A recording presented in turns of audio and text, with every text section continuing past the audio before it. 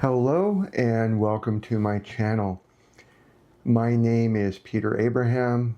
I'm a second career registered nurse experienced in cardiology, medical surgical, long-term care, and more extensively in hospice and palliative care. And I'm currently on the journey of being a death doula. If you're new to this channel, welcome. Thank you for visiting. If you've not subscribed, consider subscribing, and like the video if you like the content. In this channel, we talk about items related to being a hospice and palliative care nurse, being a death doula, items that we experience in either of those two worlds as end-of-life specialists. Anticipatory grief, grieving. Anticipatory grief is the grief before somebody goes.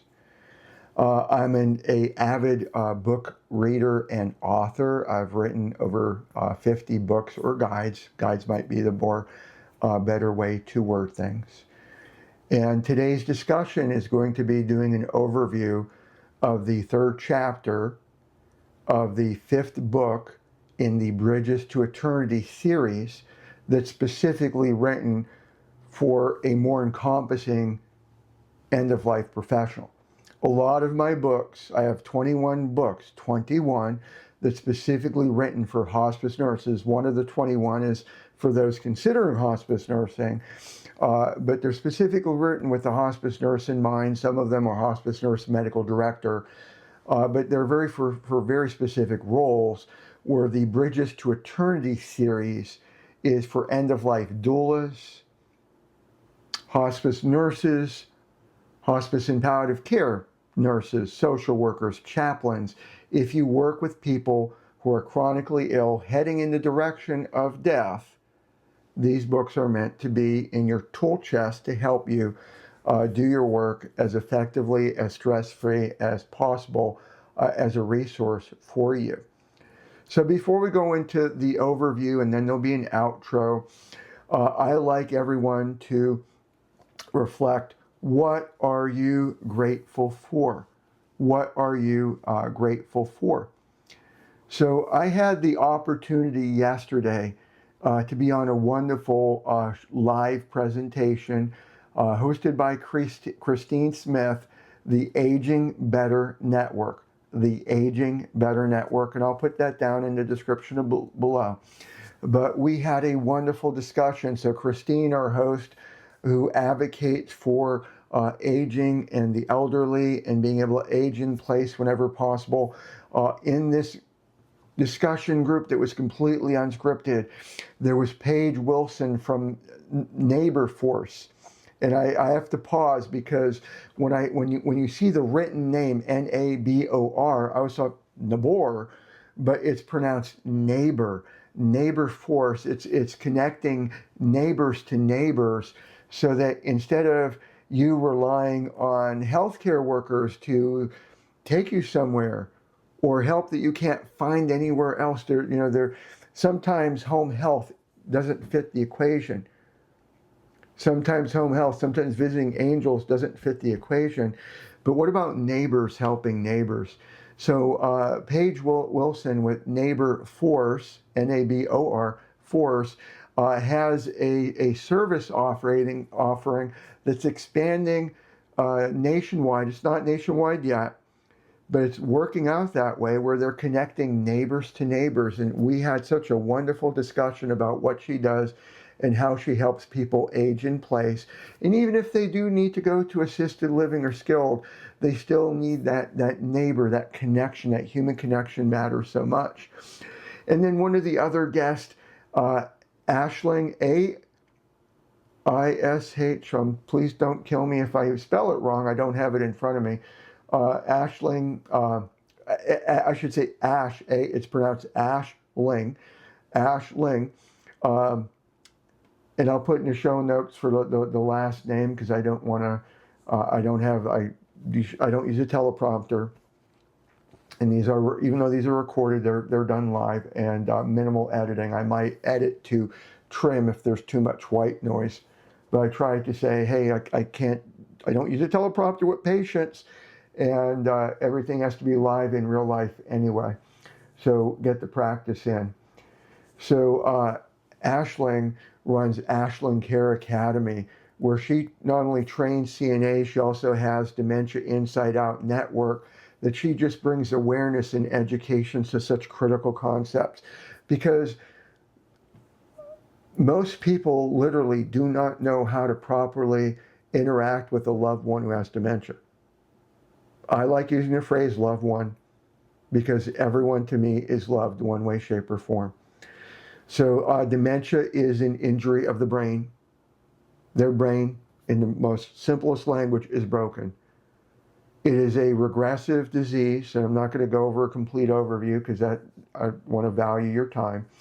But it's a progressive disease where the patient ages forward. Like I'm 62, next year, God willing, I'll be 63 and so forth. So we're getting older physically. But internally, the loved one with any type of dementia, there's 13 known types. Alzheimer's is the most common. All types of dementia, they are regressing. They're going backwards. So this is like back to the future, so to speak. They're going backwards in time. And not in a way that's like the movie, not enjoyable at all, not to them and certainly not to families and caregivers, but they are going back, they're losing their function, their bodily functions. They get to the point where they can't walk anymore. They get to the point where they can't talk anymore. They get to the point where they can't swallow anymore. And so they're losing function. They're losing their ability to think. They can't learn new things. They can't retain information. And they repeat themselves a lot. And they don't know how to process information. And they regress emotionally. So a lot of times they are acting like a 1, 2, or 3-year-old, and yet we still can't treat them that way. It's such a challenge for caregivers. So I'm thankful for Ashling with her Care Academy and Dementia Inside and Out, educating people. And yes, I have a book. I was sharing with the group. I have the Dementia Care Essentials out there. It's my biggest book, close to 500 pages. But Ashling, everyone's going to have their own way of presenting the material. It's collaboration, not competition. So I'm so grateful for having been on that live stream. And then today, later today, oh my word, I'm going to be on the Senior Care Confidential podcast. This is being filmed on Tuesday for Wednesday publication. So I have the opportunity to be on the later today at 4 p.m. And I'm looking forward to that discussion where we will be talking about how hospice is very different than end-of-life doulas, and how doulas we do not compete with hospice. Hospice, doulas are not your competition. They are your friends. They could be your best friends. And if the two of you, I'm using this figuratively, as a society, we work together, wham, improve patient outcomes through the roof. Work together, learn how to work together. You will love each other, your brothers and sisters from other mothers, and I'm not trying to joke around. So let me get into the overview clip. From memory, it's about 25 to 26 minutes long. After that, there will be an outro that I'll try to keep as short as possible. Thank you. This is an overview of book number 5 in the Bridges to Eternity book series for end-of-life professionals, specifically end-of-life doulas, but this book can be used by hospice nurses, hospice social workers, chaplains, palliative care nurses, and so on. If you work in the field of end-of-life, you're dealing with challenging, complex, and often difficult, tricky situations. So I'm hoping to shed light on ways to have these conversations in an impactful way to improve patient outcomes, family outcomes, caregiver outcomes as well. So since we last talked, I have completed the rough draft of the entire book. So I did want to just do a short overview. I may add additional dedications, but I usually always dedicate to my wife, Laura, who has been with me through thick and thin, IT and nursing. So just going over the table of contents briefly, since the book again is in rough draft format, there should not be that many changes. We'll do 3 shortly, which is the purpose. Last episode we went over chapter 2, with the exceptions that when I did the video, it was like, I forgot to include a conversation about feeding tubes. So I did add that in.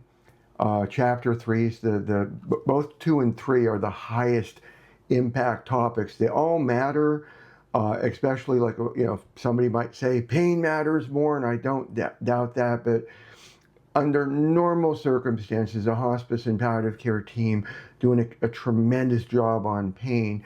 And it's not that they do a lesser job on the nutrition and the hydration areas. It just, I find as a hospice nurse and death doula, that area needs a lot more reinforcement and encouragement by any of us working in the field of end of life. So 4, we got mouth care conversations. This is important throughout, becomes extremely important when they're not eating anymore. Conversations about pain. So even like, for those of you watching and you're saying, gee, I'm a non-medical support person, should I be even having conversations about pain?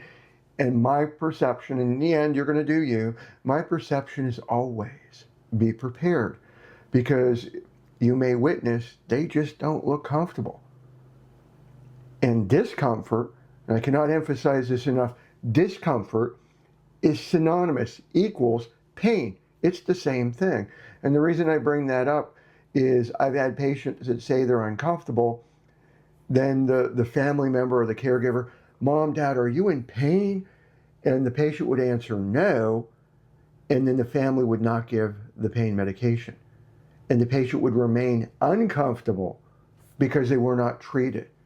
So they are the same. And sometimes, why did they answer that they don't have pain if they're not comfortable? It could be the way that they're raised. It could be the way that they view things. I outright hate the 0 to 10 scale. It's not like we have a built-in pain meter to tell us what we should actually say. So I just cannot emphasize enough. I know we're not overreading chapter 5 today. Publication should be either this week or next. We are still in early June of 2025. Chapter 6, changes in breathing. And this becomes very critical in the last 2 weeks of life, and especially when they're at the end of transitioning and they're in the dying process. The transitioning is part 1 of 2. Conversations about sleep, because they're going to be sleeping more on this journey.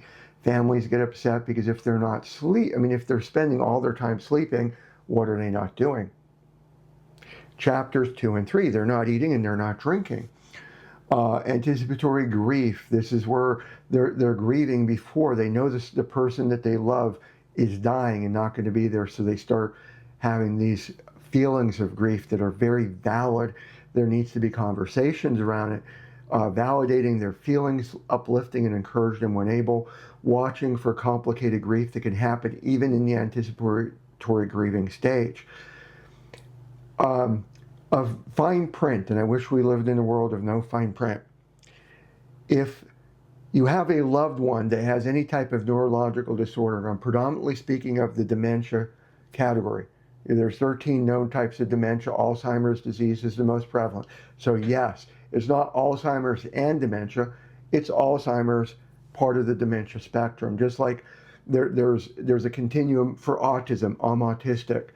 So, and not everybody fits the same category.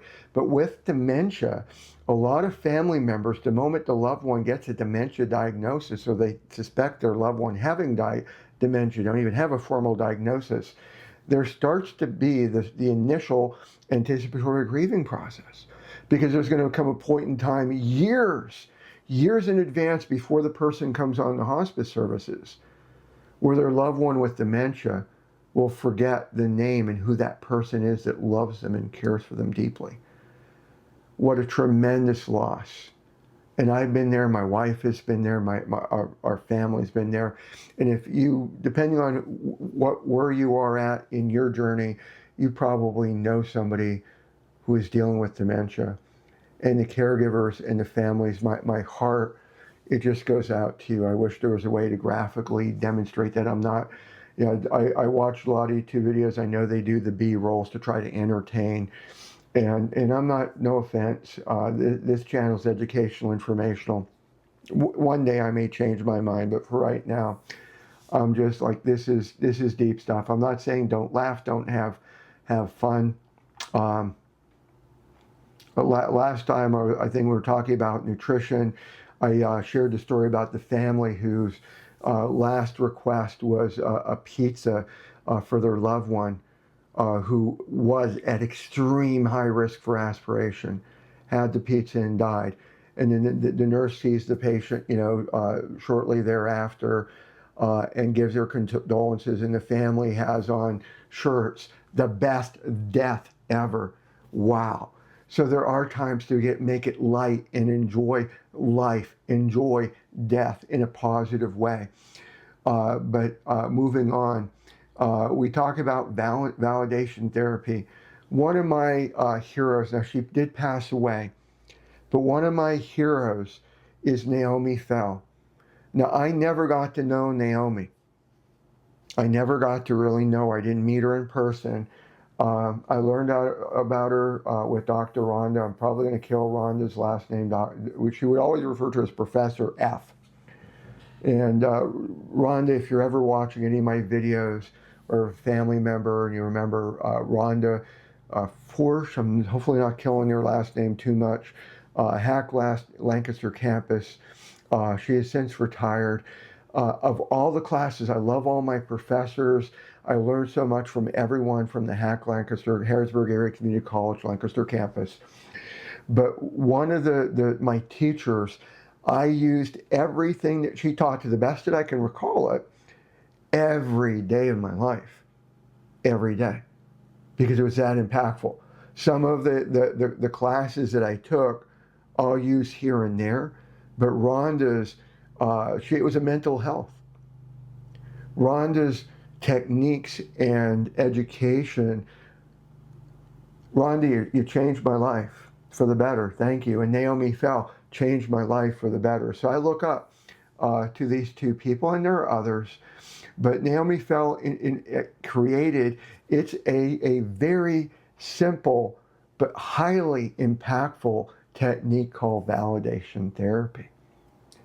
It is a method of what words you use, and it's not like you have to become a scholar. We're talking simple words, because most of the patients that Naomi Fell worked with were loved ones with dementia. So we're not talking collegiate level words. Simple words, watching our tone of voice, watching our body language, appropriate touch at the right time, reading the room, body language. I cannot speak highly enough. To me, every human being would be better off learning validation therapy. I think we'd have less narcissists, I hope. We'd be in a better world position. I'm not saying, I don't know how to word things verbally. I do a little bit better in writing. I do believe the best world is if we all follow Jesus, but I'm not trying to preach to any of you. But if you learn validation therapy, it's not the same. It doesn't save, but it will help you deal with various patient and family dynamics and interactions. I've used it in cases where it was a disaster from a nursing perspective. The patient's in extreme pain, and the meds were going to be delayed by 3 to 4 hours, and I couldn't stay to 3 to 4. It was already 3. I think I got there around 3 o'clock. I stayed till like 5-ish. It was already a long day. I started at 7. And I did prepare them for when the meds did come, but it was in thanks to a creative use of validation therapy. You could read about the article on compassioncrossing.info, compassioncrossing.info. And if you search for validation therapy, there's an article about how I used it with a patient that was in pain at the end of life. And with patients, with a lot of patients, it took close to an hour for it to work, 30, 45 minutes, maybe an hour for it to actually work. But I got her to the point where her pain was minimal. Her pain, it was like Thank you, God. Thank you so much for that. So there's a lot for this. And this is not the first time I wrote about Naomi Fell's validation therapy. I've incorporated in other books that I've written because it is that powerful. It is that impactful. So conversations about going from curative to comfort care. This is looking at palliative care, which does allow the continuation of treatment. So palliative care is when somebody has a life-altering illness. It is typically chronic, but it can be acute. Acute means it's rapid, it's fast, it's hit you right on, it's sudden. That's what acute means. Chronic, 3 months, 6 months longer. So palliative care does not require a prognosis. Palliative care does not require a prognosis. You don't have to be terminal.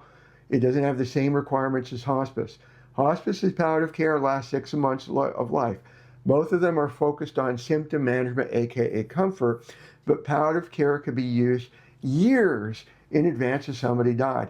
And I love Dr. Andy. Dr. Andy had endorsed one of my books that I have written. Give me one moment to flip the screen. So Dr. Andy endorsed my Mastering Hospice Eligibility book. His endorsements on the back cover of the book. And I'm in agreement with Dr. Andy, who shared, I think it was in late May, early June of this year, 2025, that if palliative care started very, very early, like the onset, I can't take these symptoms anymore from this curative treatment, start palliative care, that there would not be a drive or a need or a consideration for medical aid in dying.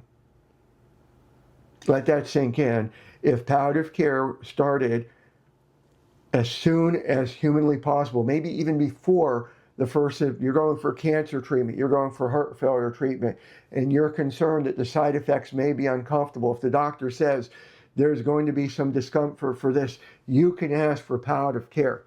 And if you start that, according to Dr. Andy, and I am in complete agreement with him, you start that, there's little to no suffering. I don't want to say there's none. But if you have tolerated the flu in your life, you've had a fever, you've had a UTI or any type of infection whatsoever, you tolerated that and you didn't want to kill yourself over that type of thing. And I'm not trying to make light of medical aid in dying. So please do not I'm not making light, and don't read into what I'm saying.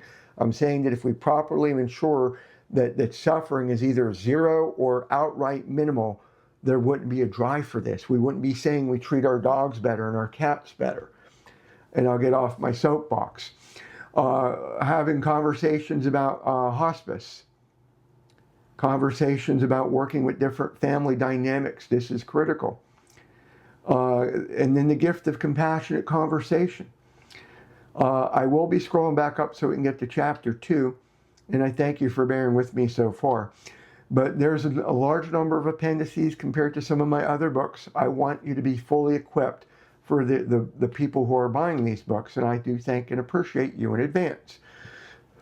So the standard glossary of terms, some quick reference conversation guides. Some of these guides, like Appendix C, I've actually published that freely in several places as a free PDF, but it's out there in terms of what not to say to somebody who's terminally ill. Resources for ongoing conversation skills, including some very good book recommendations. This is something, I've not put this on the internet yet that I believe, but I may be putting that out for free. But what happens, like if you're an end-of-life professional, you may not be the nurse, you could be in the home when somebody dies. I want to prepare you. You can be in the home and they take their last breath. And while you do you, I also pray you do you well enough that you're going to step up to the plate and not run out, that you're going to help guide them as to, this is not a 911 event. Here's what to do practically to support them. I have put out Understanding Grief in several places. It's copyrighted. All my work is copyrighted. But that's out there for about understanding grief. That may also help you with helping with anticipatory grief. There's not a book on grief or grief management, just some additional tools. Self-help conversations to have with yourself, any coworkers, and any supervisors, just to give yourself the ability to, you matter. You matter. And so and then there's some legal and ethical conversations. And then I do have, even though this book is not written in APA format, so you're not going to see reference marks as you're going through the book, I do have at the end in APA version 7 format, the different materials that I used to research and write this book. Do not be surprised, you're getting told in advance, a large amount of the references are books that I have written, but there's a large amount of books and scholarly articles from other sources, National Library of Medicine, Barbara Carnes, who's not in the obviously not in National Library of Medicine, and so forth. And then my author bio. So let's go to chapter 3, and let me just make sure that I'm at a higher zoom. I know you're not, I know that's big. I know you're not blind, but this is just to give you, make it easier to read, depending on what monitor size or screen size that you have. And let me pick a middle ground. I'll make sure to do this first. Let me go there. That might be a middle ground.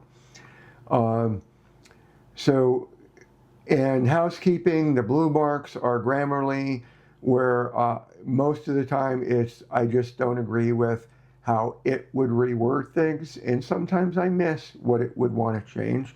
That happened in the previous episode, but for now, again, this is in rough draft format. So hydration is one of the top areas, food and water. Every chapter has learning objectives. And I'm not going to read this to you. The book's going to be out in the next week or two. This is just to give you something. Is this a book you want to buy? It will be in Kindle format, paperback, and hardcover. I usually do the paperback and hardcovers first, mainly because Amazon, sometimes their cover requirements get to be interesting, where if you do the back cover, for example, in white, even though white, I know somebody say white's the absence of color, but it's still a background. It's still there, and Amazon will say that doesn't have, it's not, doesn't count as a color. So it's sometimes they accept it and sometimes they don't. Every chapter has key concepts of what we're hoping that you learn as the reader. And then we go over, I cannot speak enough about some of the heroes in my life. So Barbara Carnes is one of my living heroes in my life. She wrote a number of the books, and let me flip the screen again. She has these various books. This is the one that's most well known, but she has a number of books, and there's more. This is just a handful. Like me, she's a prolific author. And if you ever get the opportunity to hear her in person, I've not had that chance, but I've had the chance to listen to episodes of her recordings through the International Dual Life Movement, some of which are not available to the general public. And she uses the analogy of the body being a sponge, and towards the end of life, you want that to be as dry as possible for a good death. Our body knows how to die, so when you artificially interfere with that natural dying process, even if you have all the good intentions of the world, you are causing problems. You are causing discomfort. I'm not trying to say that in a judgmental way. That's why I'm doing education, that it does matter that sponge becomes as dry as possible. Now, if they're asking, I want to be very clear, if they are asking for food and water, you will always give them to the degree that they're able to accept. If you're not sure if they could accept it, involve a hospice nurse. Hospice nurses, if you're watching this, palliative care nurses, if you're watching this, nurses in general, if you are I believe LPNs and RNs are nurses, so if I use a specific designation, I'm not picking on LPNs. I have many friends as LPNs that run circles around me some who have done things that I cannot do. So I'm not ragging on anybody. But if you're an RN, you have the ability to assess swallowing capabilities. Not the equivalent of a barium study. You're not as highly trained as a speech therapist, but you can assess swallowing difficulties. So you can make that determination and work with the doctor if there needs to be an additional beyond you maybe speech and so on. So I do have a neighbor doing some yard work, so I don't know to what degree that's going to be picked up, so I apologize for that in advance. So I use some of my own analogies when I go through this information. Every chapter has 2 or more case studies where I try to present, here's a way to think about this, here's a way how that conversation might unfold in real life. I go over about IV fluids because a lot of families will be, well, last year they got IV fluids and they really perked up.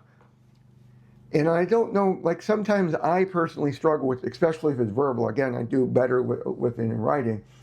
It was like, that was last year. The situation was different. But we need to go over, and in the most general way possible, like they're in the last 6 months, even last year of life, 6 months to a year, you got some wiggle room, but 6 months or less, you could actually make it worse for them, especially when they're coming close to dying. There's a difference between natural dehydration and somebody being medically hydrated. Then we have case studies again. Why we don't want to force fluids. I still remember my one family member, it was the son. I went in there the day after the admission, or maybe maybe I was the admitting nurse, but he was bragging about how the one caregiver got a syringe or 2 of fluid in his mother, and he wasn't bragging about it like he wasn't saying they forced. It was all out of love. All the language he was using was loving and caring. And he was like, I wish all the other caregivers would do this, but he can't figure out a way for them to get them to do that. But when I assessed the patient, she was already dying. She was already in that comatose state. She wasn't going to wake up again at all. She was already dying. And I had to educate why the other caregivers were doing the right thing. And the one caregiver that he was so proud of needed education. And I want to be very specific. Not punishment, not a hand slap. They need education. We have to uplift and encourage everyone that we meet. Kindness is free. We need to operate in kindness. We need to operate in a world of being gentle. Now, I want to be also clear. I, Peter Abraham, can be an idiot at times. I can say the wrong things. I can come off the wrong way. And if I ever do that, I apologize in advance. And call me out on it and say, Peter, follow your own advice. You're not going to hurt my feelings. I might end up being the best of friends. I am far from perfect. I am a broken person. I'm not giving excuses, by the way. So we discussed, here I had to educate on that. That might be one. No, I like that. Anyway, getting back, another more case studies. When to stop offering fluids. And again, just like the pizza story, if the patient's asking, you're not sure how to do it, ask the nurse. If you are the nurse, ask a speech therapist. Work towards what will work best for your patient. Again, case studies, evidence-based comfort measures. And there's mouth care. Some of this is going to overlap. I'm using different words. Some of this is going to be overlap, where it's just reinforcing. Non-medical ways. Part of the reason for non-medical ways is this book is for all end-of-life professionals, not just nurses. More case studies. And then we're coming to a close, and then there will be an outro after this, by the way. But we have a conclusion. Key concepts that were mastered. I don't use that word lightly. Part of the reason I like writing books is I'm old-fashioned. I take written notes. I would take written brain sheets when I'm going and seeing my patients. And just remembered I didn't flip the screen back. That's to my other side, so that matches the one plaque. But I love the written form. I love reading. And then we have reflection questions just to get you to consider and ponder, how would you apply this in your own life, in your own practice? So there'll be an outro for after this. I do thank you for your time. God bless. Okay, thank you so much for your time watching that overview. As I mentioned in the overview, the book is completely, I shouldn't say completely, it's completed in rough draft format. So tomorrow, if all goes according to plan, and sometime, most of you viewers know, sometimes our plans go kaput, but if everything goes to plan, I'll be illustrating, going through, doing final edits, and I do not know if it will be published this week. If all goes well tomorrow, I'll have it in close to publication form to try to get it done this week, but my daughter, Brittany, and her husband, Mike, are coming up from Pennsylvania to visit, and I want to do quality time with them, and I don't want to rush this. This is not something to be rushed. I charge I don't know how to word things sometimes. I believe it's a fair price that I put these books out on Amazon.com for, but I want you to get your money's worth, and I don't want to have something that if I just spend a little bit more time reviewing and editing, I've gotten away from perfection paralysis, but I do want to have a well-done product for your benefit to help as many people as I can. This is a non-judgmental channel. If you see anything that doesn't make sense, or Peter, you're off your rocker, you're not going to hurt my feelings, let's have a discussion about it. I care about you. Thank you so much for your time. God bless.